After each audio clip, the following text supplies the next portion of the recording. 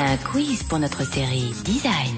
Et c'est le stylo bicristal de 1953 qu'il écrit demain à 20h15 sur Arte. À partir de lundi, la première cliente va bientôt arriver, je vous rappelle vite quelques règles simples. On arrive à l'heure, on prend le vestiaire de sa cliente et on la raccompagne à la porte quand elle... Nous allons moderniser, mais en douceur. Rappelez-vous que nous sommes une nouvelle équipe. Nous devons donc non seulement réapprivoiser l'ancienne clientèle, mais surtout nous ouvrir à de nouveaux marchés. Vénus et Apollon, bonjour. Dites, notre rendez-vous beauté, c'est bien sur Arte? Oui. Vénus et Apollon, les soins commencent lundi à 20h15. et pour en savoir plus sur ce programme, consultez notre site internet.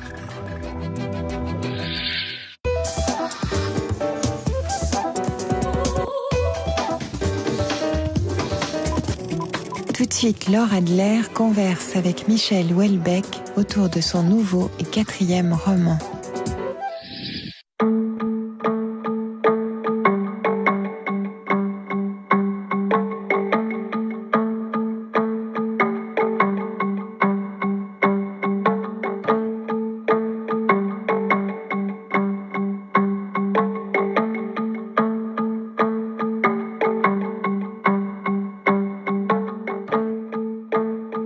Bonsoir Michel Houellebecq. Bonsoir. Nous sommes dans une chambre d'hôtel à Paris où vous êtes de passage.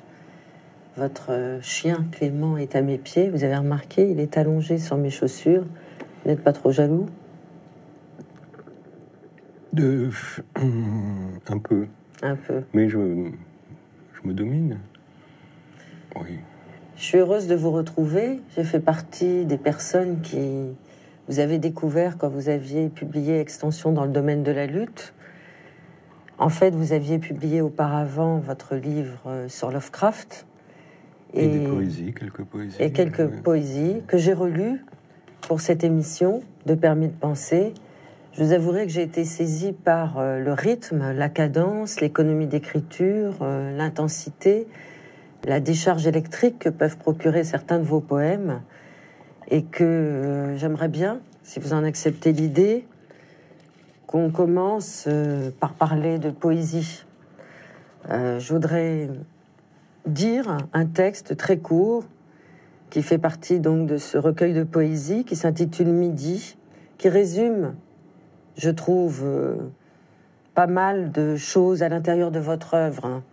La vie s'écoule à petits coups, les humains sous leur parapluie cherchent une porte de sortie, entre la panique et l'ennui, entre parenthèses mégots écrasés dans la boue, existence à basse altitude, mouvement petit d'un bulldozer, j'ai vécu un bref interlude dans le café soudain désert.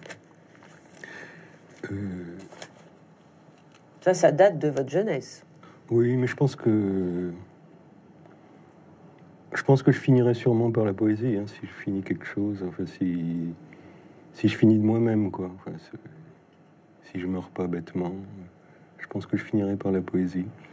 Là, ce que j'ai fait d'encore plus récent que mon livre le dernier, c'est ce qui est marqué au dos, c'est le site internet. J'ai fait un site internet. Et ma première pensée, ça a été de mettre des poèmes. Enfin, d'en mettre des inédits déjà. Et puis d'enregistrer certains publiés, de les lire moi-même et de les donner à télécharger, quoi. Donc je resterai attaché à la poésie plus qu'à n'importe quoi, jusqu'au bout, je pense. En poésie, il m'arrive d'être paisible ou heureux. Domaine qui me paraît quand même quasiment inaccessible à la prose romanesque, en fait. L'exaltation, le bonheur ou la paix sont pas des...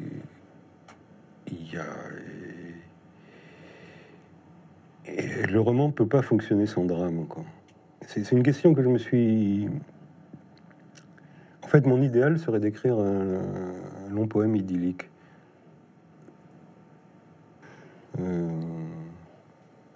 Bon, j'ai essayé de lire...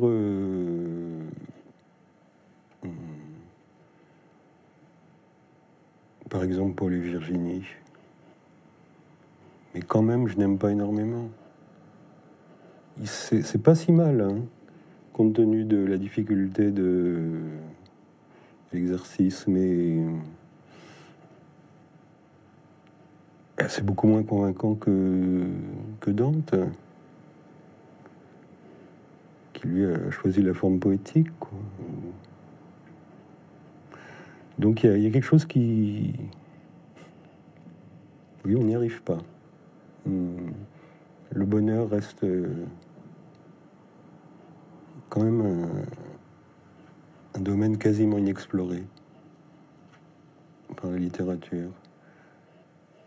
Pas par la peinture. La peinture, la félicité, l'extase religieuse, enfin le paradis, les peintures de paradis sont très convaincantes. Et il y a quelque chose dans le mot qui ne va pas, et pourtant la poésie y arrive. C'est pour moi c'est une des choses les plus mystérieuses concernant la poésie, quoi. Comment est-ce qu'on arrive à peindre la félicité avec des mots qui sont faits pour autre chose que peindre la félicité, quoi. Pourtant, on y arrive. Alors, vous le savez, à Permis de penser, on utilise des photos. On a essayé, avec Martine Saada, de trouver des photographies qui peuvent peut-être évoquer quelque chose pour vous. On s'est peut-être trompé. On va voir. La première que j'ai déjà vue, non. Oui, vous l'avez déjà vue, hélas. On voulait vous faire la surprise. Je vous le présente pas, ce monsieur. Vous en parlez beaucoup dans votre travail. Et là, c'est un souvenir...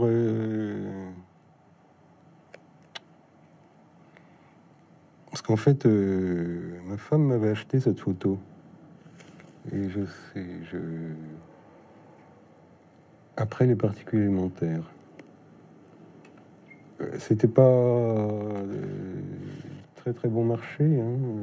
Je me souviens que Bernard Lamache-Vaudel l'avait aidé à négocier le prix. Et malheureusement, elle a été volée au cours d'un déménagement en Irlande. Mais c'est la plus belle, oui, à mon avis. C'est une des 2 ou 3 plus belles. Très très belle photo du... Moi, j'ai eu un vrai coup. Cette... Parce qu'en fait, là, j'ai dépassé depuis peu l'âge qu'avait Baudelaire au moment de sa mort. Et j'ai dépassé à peu près... Parce qu'ils sont morts à peu près à la même époque, Baudelaire et Lovecraft. Au même âge, je veux dire, Baudelaire et Lovecraft. L'un 46 ans et 4 mois, l'autre 46 ans et 7 mois. Et donc, depuis longtemps, je savais que ce serait un moment décisif de ma vie, quoi. Mais... Baudelaire, là aussi, quand... Finalement, là, j'ai mis un poème de Baudelaire dans La possibilité du Nil. J'en avais déjà mis un dans les particules élémentaires. Pour moi, c'est ce que je fais de plus gonflé quand je mets un extrait de poème de Baudelaire. C'est-à-dire que je me sens à la hauteur, quoi. Mais...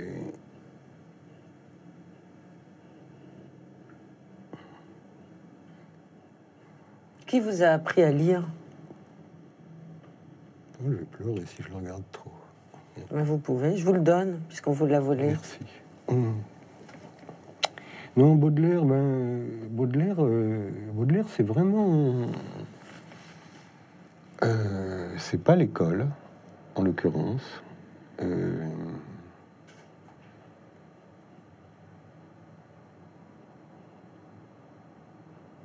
Je crois que j'ai trouvé le livre chez mon cousin, qui était plus vieux que moi. Je devais avoir 13 ans. Et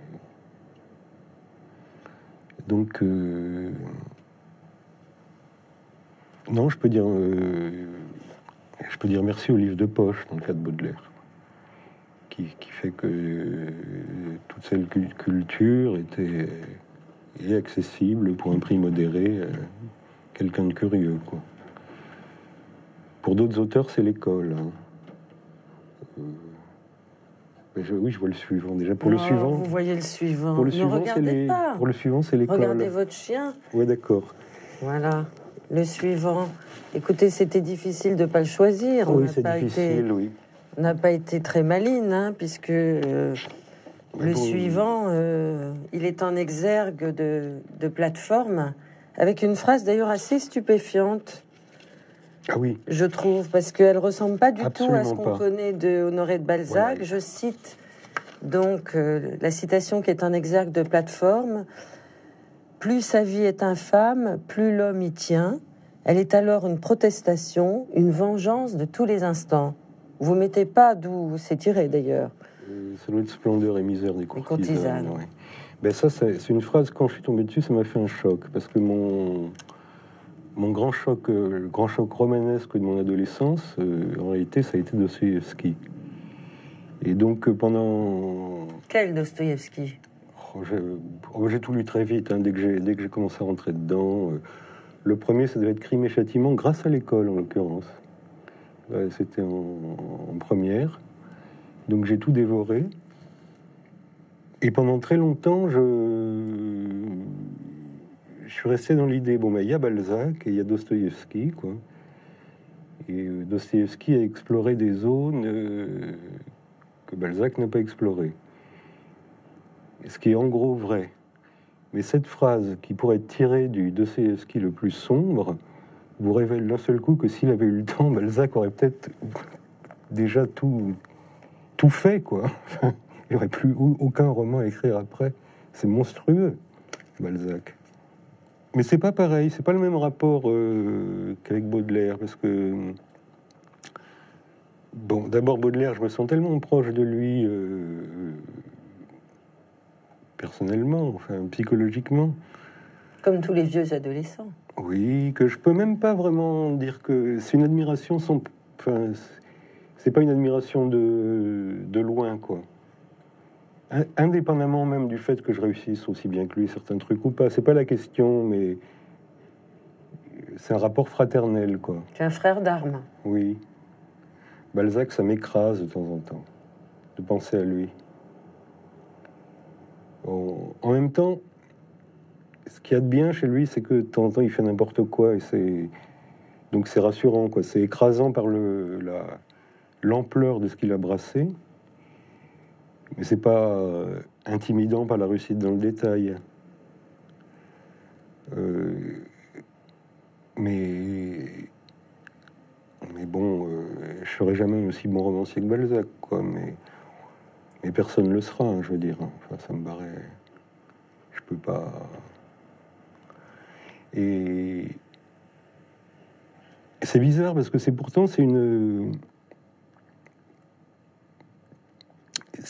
deux cas de réussite extrême et qui pourtant ne tuent pas. Ne tuent pas les écrivains qui suivent. Enfin, énormément. Bon, toute la deuxième moitié du XIXe siècle français avait lu Baudelaire, quoi. On est complètement imprégné, et il y a parmi tout ça des réussites exceptionnelles. Enfin, c'est une des périodes la plus brillante de la poésie en France. Balzac, il a engendré énormément, enfin, même après lui. Ce qui est, par exemple, c'est très différent du cas de Proust. Proust, il referme la porte derrière lui, quoi. On peut pas... C'est un sommet, mais un sommet qui restera isolé. C'est pas une nouvelle voie.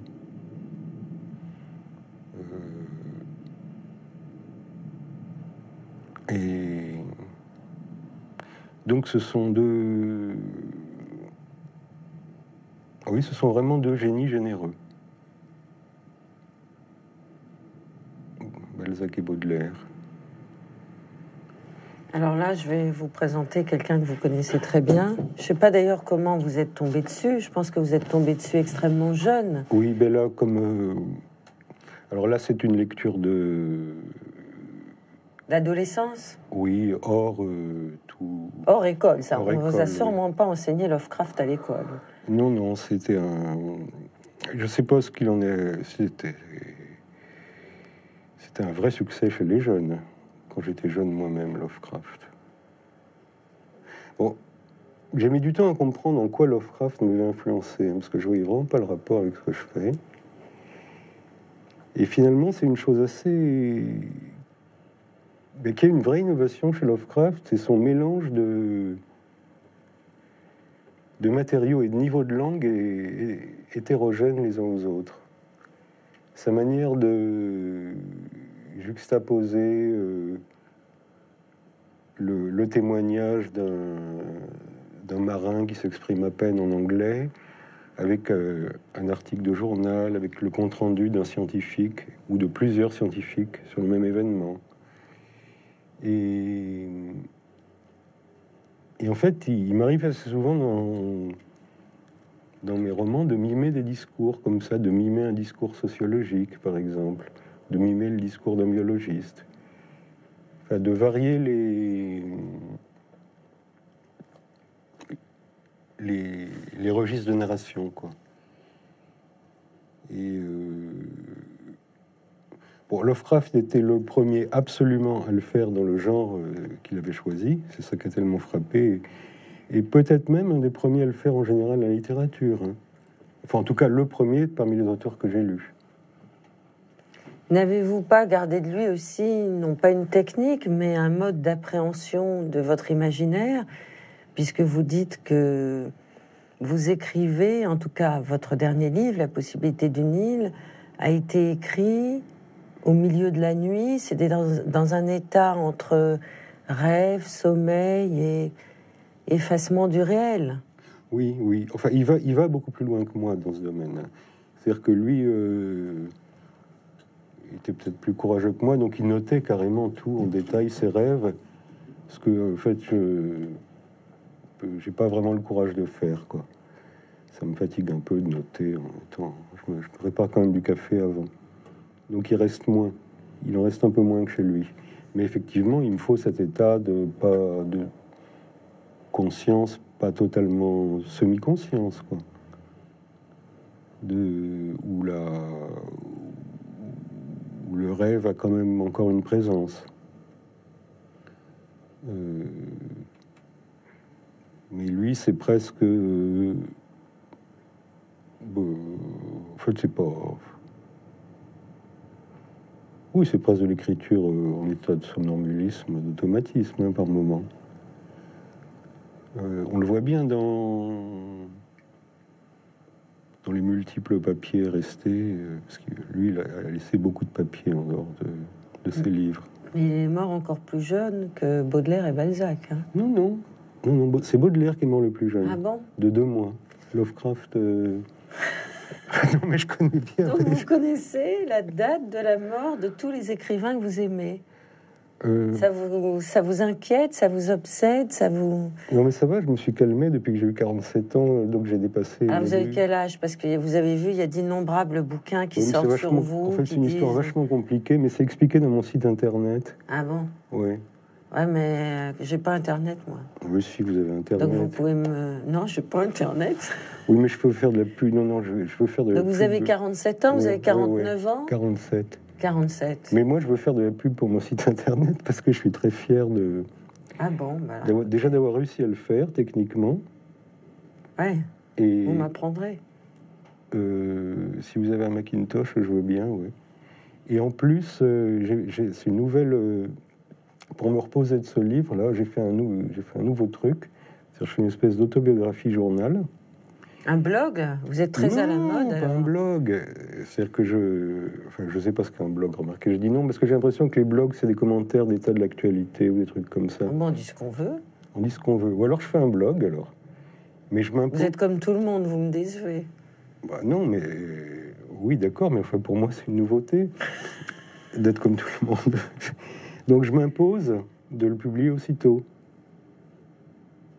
Je le revois pas, quoi. Je le corrige pas éternellement. Paf, je le mets aussitôt sur le site. Vous êtes raciste, Michel Houellebecq? Oh non. La question de la race vous intéresse. Vous en parlez, vous écrivez dessus. Il y a d'ailleurs un moment dans La possibilité d'une île où vous dites, ça m'a vachement choqué. Je sais pas pourquoi vous le dites d'ailleurs. Vous parlez des chattes musulmanes. Pourquoi? Je me souviens plus du passage. Ah si, je vais vous le retrouver. Attendez, retrouvez-moi ça. Parce que... Chatte musulmane. souviens plus. Quelle est la Je phrase? vais vous le retrouver. Non, Leila... Non, je dirais que c'est quand même vachement... Enfin, j'ai l'impression de m'occuper de problèmes beaucoup plus graves. Ah, mais c'est très grave, le racisme. Non. Non, mais alors, je repose ma question. C'est vrai que... C'est-à-dire que là, je m'occupe carrément du devenir biologique de l'humanité. Oui. Donc, Ah oui, mais ça passe par les problèmes de race, les problèmes de... Ah bah non. Si. Ah bah non. Non, c'est là, Je repose ma question. Là, ce qui m'intéresse, c'est la différence entre mes humains et mes néo-humains, donc des vraies différences. Oui, oui, mais n'esquivez pas la question. Pas des détails comme la couleur de la peau. Non, ça, c'est un... C'est de la provoque. Ben...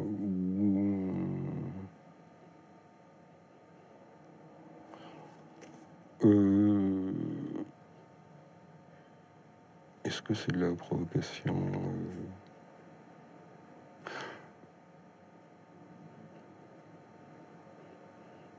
Non, le truc profond, c'est que je pense qu'il ne faut pas exclure des modifications physiques de la race humaine. Et que ça peut être une bonne chose. Par contre, les races... Enfin, je veux dire, ça... Qu'est-ce qu'on a à foutre? Je veux dire, d'avoir une peau blanche ou noire ou... Enfin, c'est vraiment un détail par rapport au sujet que j'aborde, du genre, est-ce qu'on doit ou non devenir immortel? Est-ce qu'on doit ou non avoir des capacités de photosynthèse, comme les plantes? Et est-ce qu'on doit avoir 2, 1, 3, 4 sexes différents? Ça, c'est des vraies questions. Mais oui, ce qui est fastidieux dans le cas du racisme, c'est que, si vous voulez, l'idée... les différences entre races sont un facteur important.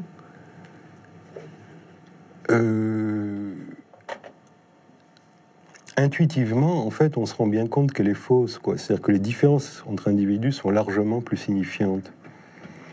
Et le problème, c'est que la science, c'est un truc long, et que, par exemple, ce fait que les différences génétiques entre individus sont beaucoup plus considérables que les différences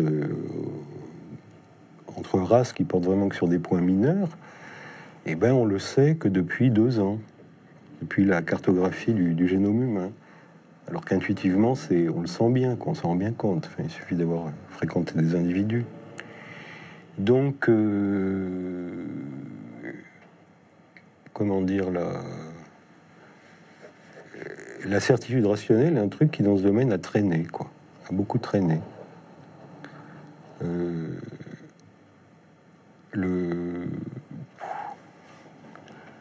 A traîné, bon, plus de 100 ans, quoi, disons entre Darwin et il y a quelques années. Mais la certitude rationnelle, c'est une de mes convictions, hein, triomphe toujours. La vérité s'impose.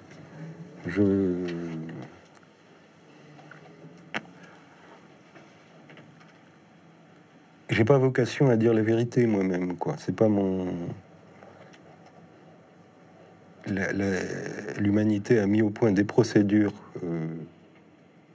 pour arriver à une certitude rationnelle qui sont la preuve mathématique et la démarche expérimentale pour les sciences. Je m'y soumets librement et... Bon, parfois sans enthousiasme, hein. Parce que la certitude est parfois désespérante. C'était bien Dieu, quoi, dans un sens. C'était pas mal.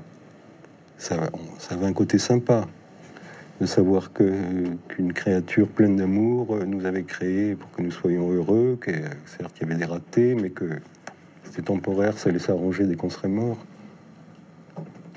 C'est quand même un univers chaud, doux. C'est dommage, c'est triste. C'est triste, le livre de Monod Jacob, là.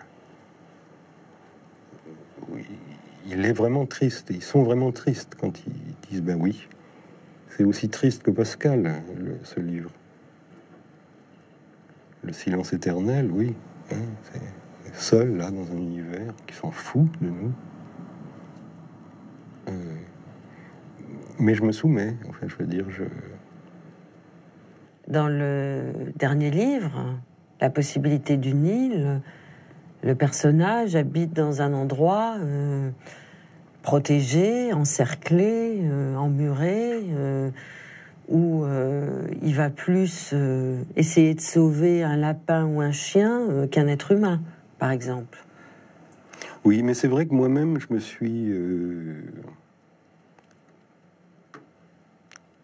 Il faut bien reconnaître que j'ai pris mes distances par rapport à l'humanité ces dernières années, oui.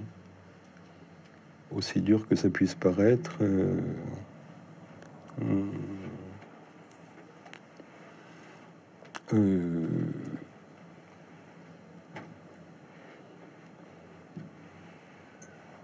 Je peux comprendre qu'on ait plus envie de sauver un chien qu'un homme,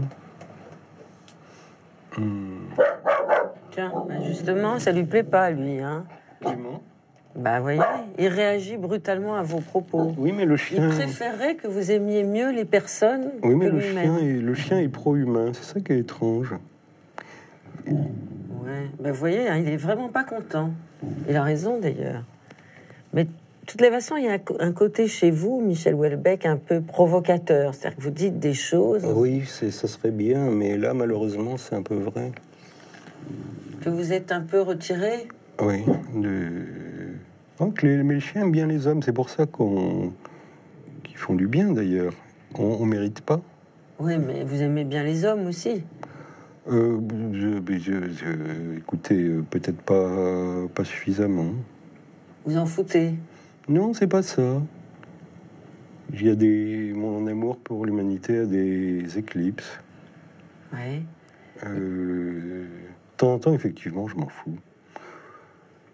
Et puis, bon, ceci dit, il n'a écrit nulle part que l'humanité est le dernier stade. Hein.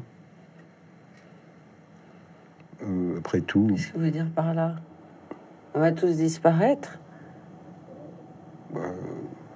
Il peut y avoir autre chose. Je veux dire, ce qu'on a de plus précieux, c'est pas nos gènes. C'est quoi? Notre âme? Vous acceptez ce mot? Non, pas notre âme. On va dire un mot moins lourd, du genre esprit. Bon, là, mais ça, c'est assez récent de ma part, ce genre de considération. Par contre, c'était très présent dans la littérature de science-fiction que je lisais quand j'étais adolescent. Ce genre de problème moral, du genre faut-il sauver l'humanité ou sauver ses valeurs. Il y a un passage dans Demain les chiens, d'ailleurs, où il apparaît que l'humanité va disparaître, sauf si on tue une personne. Bien déterminée, précise, celle-là. Mais en même temps, ça fait des centaines d'années que l'humanité a réussi à abolir le meurtre comme moyen de résolution des problèmes. Donc, que faut-il faire? Donc, ce genre de questions, un peu de conte philosophique, en fait, hein, il y a un peu de ça dans la science-fiction, était très, très courant. Ça m'est revenu récemment, ce genre d'interrogation. Dans La possibilité d'une île, qui est un livre à la fois exaltant, bandant, méchant, choquant, il y a une phrase qui dit « Je participe de la déliaison ». Oui. Qu'entendez-vous par là? J'accomplis le retour au calme.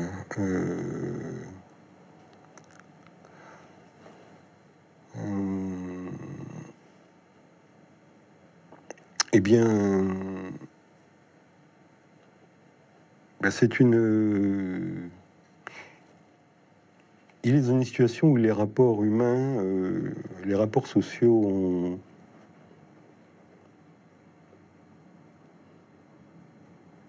ont pris un tour purement intellectuel, en fait.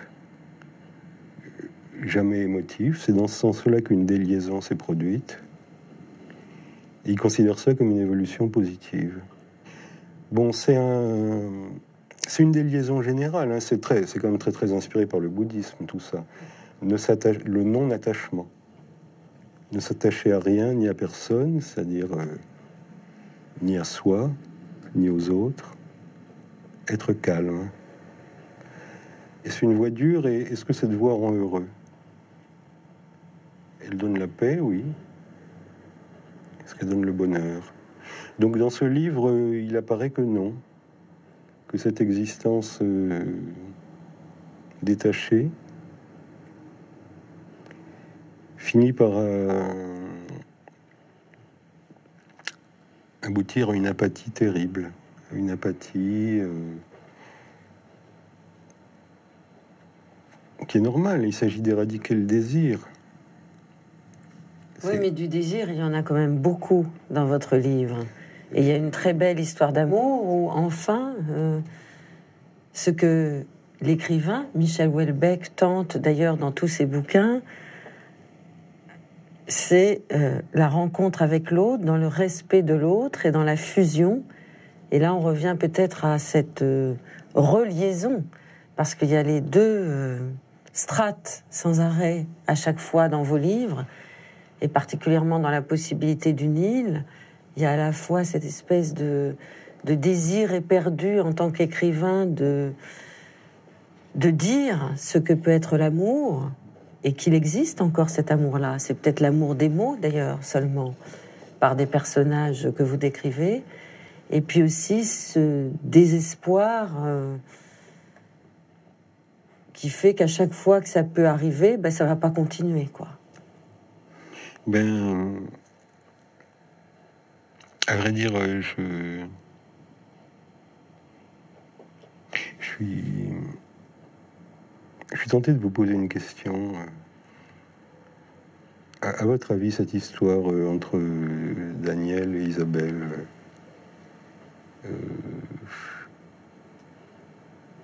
ça rate par la faute de qui? Pas par la faute du narrateur. C'est elle qui s'en va. Oui, bizarrement. Hein. C'est elle qui s'en va. Bizarrement, elle part d'elle-même. C'est un drôle de personnage, je trouve. Enfin, je la sens vraie, mais je trouve ça... Ça existe, hein, des gens qui, voyant le malheur arriver, le précipitent d'eux-mêmes avant qu'il n'ait lieu. C'est curieux. C'est la première fois que je décris vraiment ça, mais je sais que ça existe. Je ne l'ai pas vraiment rencontré. J'ai senti que ça pouvait exister chez certaines personnes. Et au fond, elle a tort de partir. Oui, parce que le narrateur l'aime. Ben oui. Mais ce qui est extraordinaire, et là-dessus, vous êtes très fort, mais dans les particules élémentaires, dans plein de formes, et je reviens aussi à la poésie, parce que tout ça forme, à mes yeux, un seul corpus d'imaginaire, c'est que vous décrivez admirablement des êtres humains, des individus, qui appartiennent encore à l'humanité, et certains d'entre eux se débranchent. Ils se débranchent du réel, mais ils se débranchent du désir, de leur propre désir, et non plus de désir. Et Isabelle, c'est ça qui lui arrive. Oui, et puis Enfin, il y a peut-être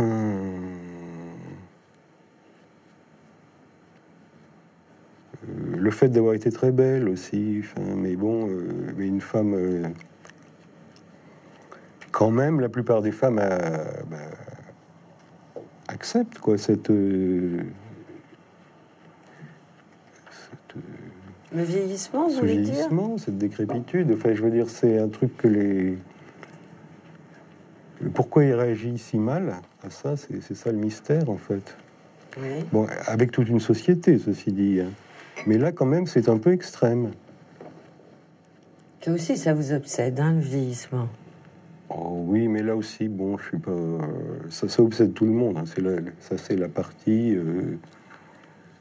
je suis un sismographe, là.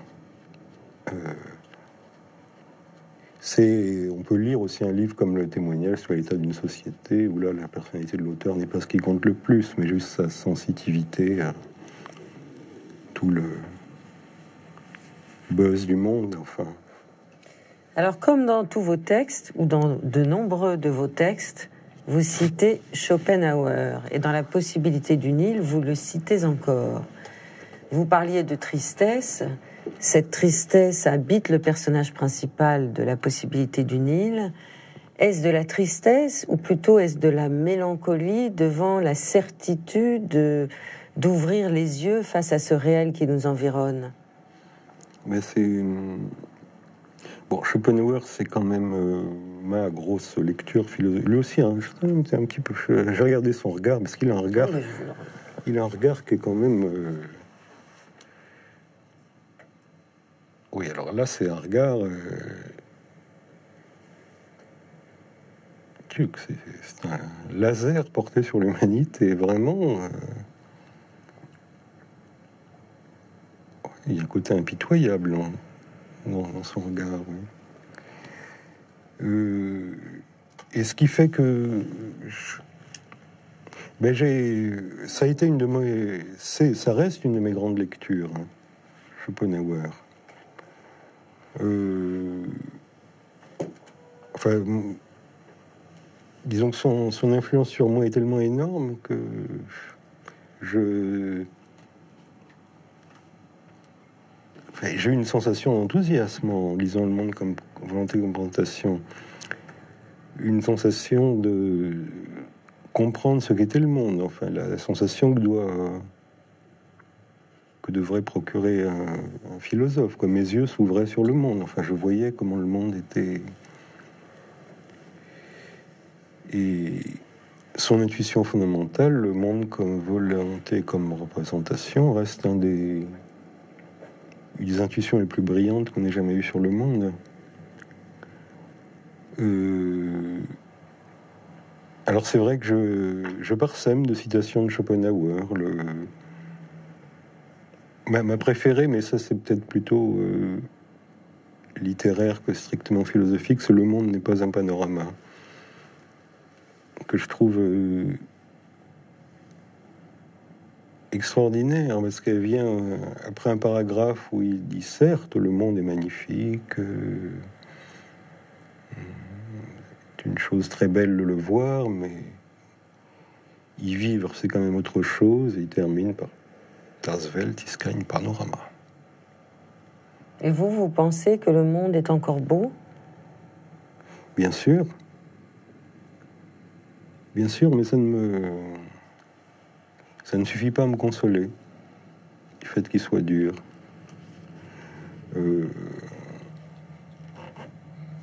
La course d'un prédateur atteignant sa proie est un spectacle magnifique. Toutes ces choses qu'on peut voir dans les émissions du National Geographic, la Channel, l'aube... Le soir, tombant sur la jungle, c'est un beau spectacle, mais le fond est terrible. Et donc non, la beauté du monde ne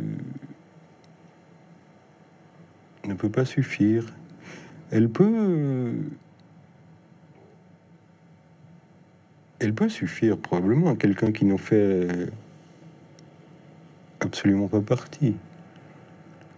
Un bouddhiste ayant atteint la délivrance, ou des choses comme ça, enfin des gens comme ça. Je sais pas pourquoi j'ai dit choses, c'est péniblement significatif d'ailleurs. Peut-être que... Mais moi, ça ne me suffit pas. Ça peut me suffire quelques minutes. Quelques minutes de contemplation pure, désintéressée, où je suis comme si je ne faisais pas partie du monde. Bon, ça peut suffire pour écrire un poème, hein, ceci dit. Ça peut être un état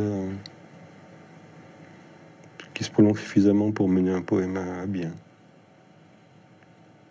Sûrement pas un livre de plus grande dimension, non.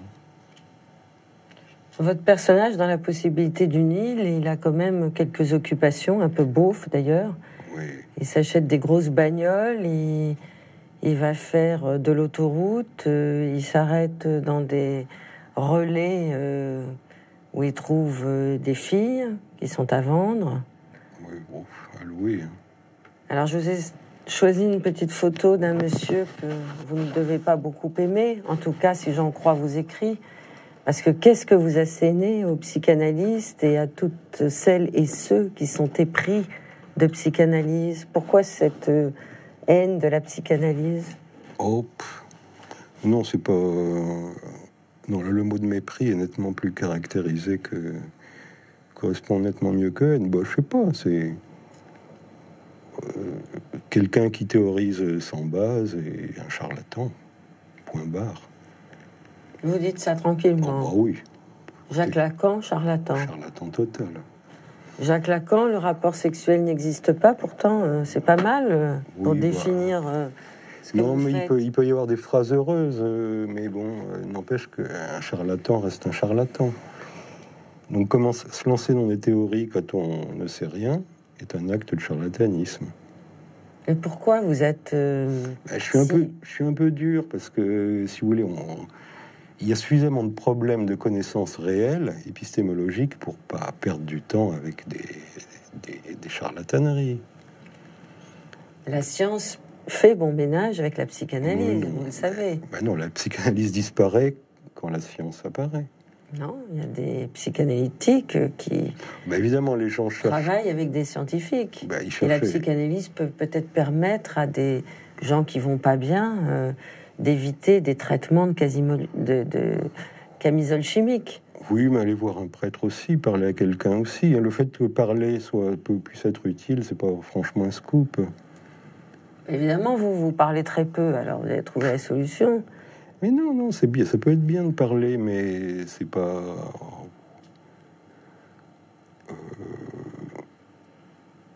Bon, c'est pas... Oui, pourquoi... Mais enfin, on parlait avant la psychanalyse, quoi. On parlait de ces problèmes avant la psychanalyse. Oui, mais on rêve plus de la même façon depuis Sigmund Freud. Aussi, pareil. On peut interpréter différemment. Oui, mais enfin, déjà commencer à interpréter ses rêves... bon, au moins, quand on interprétait les rêves comme des messagers du destin, savoir dois-je livrer bataille demain, j'ai vu un corbeau noir ou pas, ça avait un petit côté fun. Avec la psychanalyse, ça a perdu en fun sans gagner en sérieux, en fait. Alors, Daniel, de La possibilité du Nil, il essaye et il réussit. D'ailleurs, on lui propose, il est plutôt... courtisé pour rentrer dans une secte. Alors, je vous ai sorti la photo du monsieur qui dirige cette secte. Des photos, d'ailleurs, de vous ont circulé en compagnie de ce monsieur. Pourquoi avez-vous besoin, pour vous documenter, pour comprendre, de rentrer dans une secte pour pouvoir la décrire? Parce que le dernier tiers de votre bouquin est consacré... disons... Vous y croyez à tout ça? À ce monsieur, à ce qu'il raconte? Bon, en pratique, je me suis aperçu que la secte raélienne était vraiment inoffensive, en fait.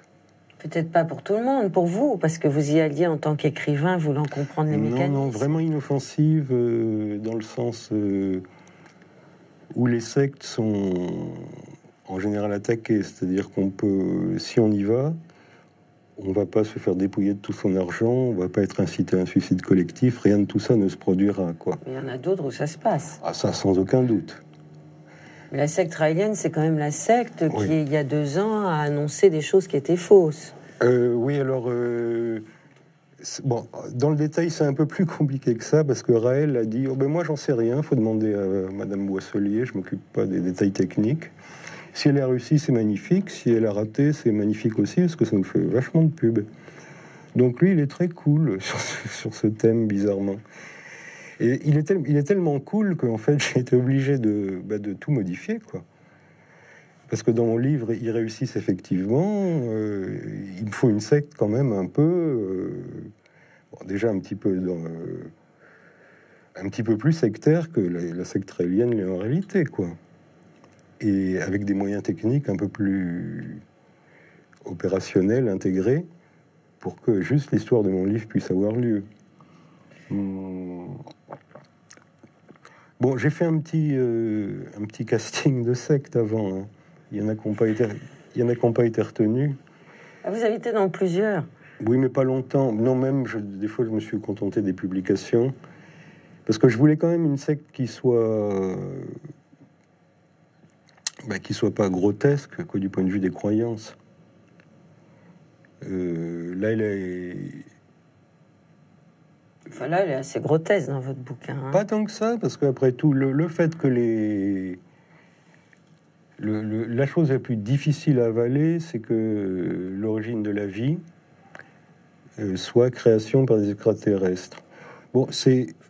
Dur, oui. Mais non, c'est pas. C'est une thèse qui a circulé dans les milieux scientifiques, que compte tenu des conditions atmosphériques, en fait, ça pouvait être qu'une spore venue d'une autre planète.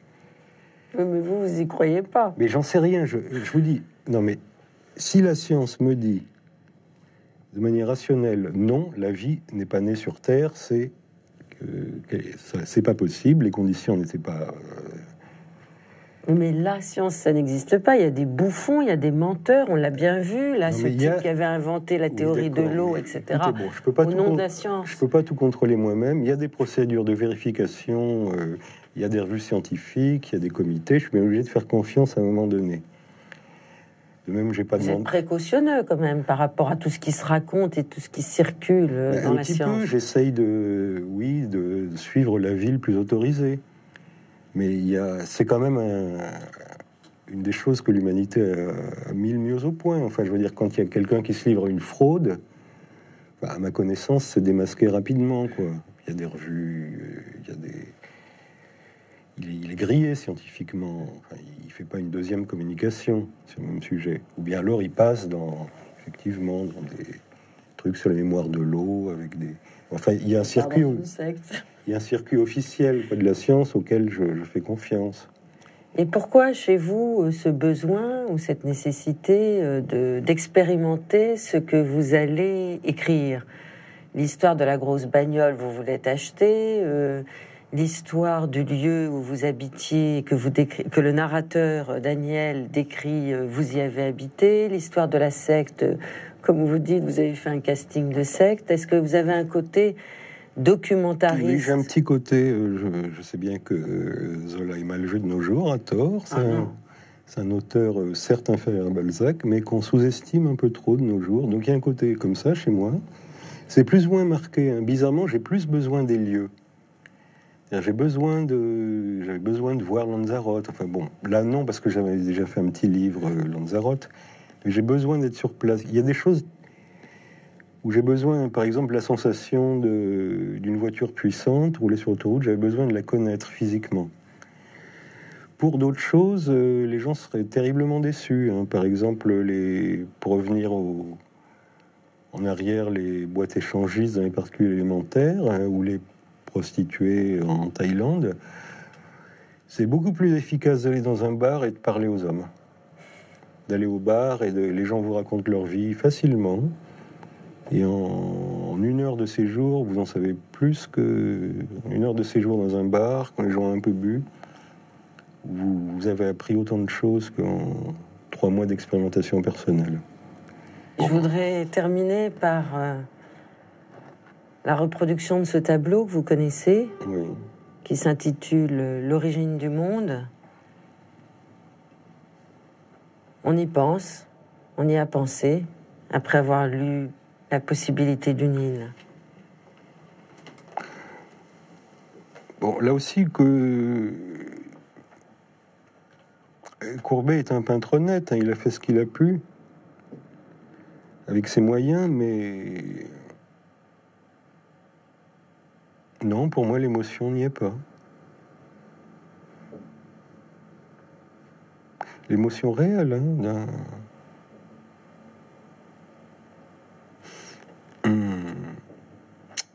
suis désolé, mais je pense que c'est la peinture en elle-même qui est limitée, là. Vraiment, vraiment, vraiment, la littérature est la seule chose pour ça. Mais qu'est-ce que le sexe d'une femme ? À part le titre du tableau de Courbet, c'est...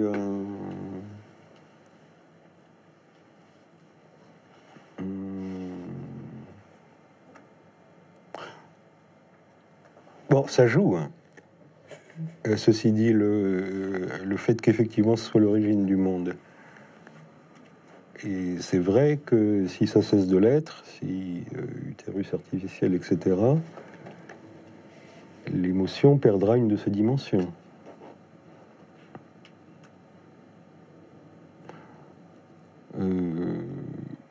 Moi, je sais pas, il y a beau... Je vais pas fournir une seule réponse, parce que je crois à toutes, hein. Je crois aussi à celle qui est développée dans les percus élémentaires, cette histoire de corpuscules de Krause, de sensations purement tactiles, extrêmement violentes. Donc il y a la dimension symbolique, bien résumée par le titre L'origine du monde. Il y a la dimension de pur plaisir, tactile. Il y a la dimension affective, hein, de retour à l'endroit où on est bien. Tout ça se superpose. Et pour insister encore, peut-être lourdement, c'est pour ça que c'est un sujet trop compliqué pour un autre art que la littérature. Merci, Michel Houellebecq. De rien, je sais bien, moi j'aime bien, un peu plus plaisir de faire une chose un peu longue. Oui.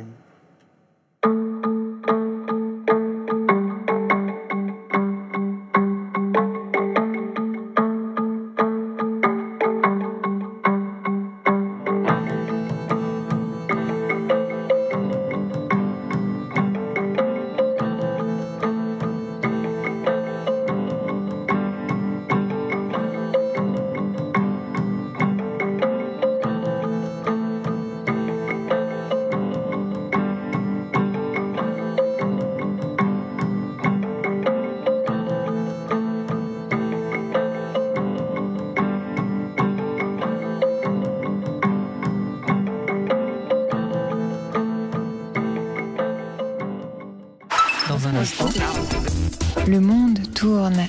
Au seuil de la nuit, Arte Info reste en alerte. Arte Info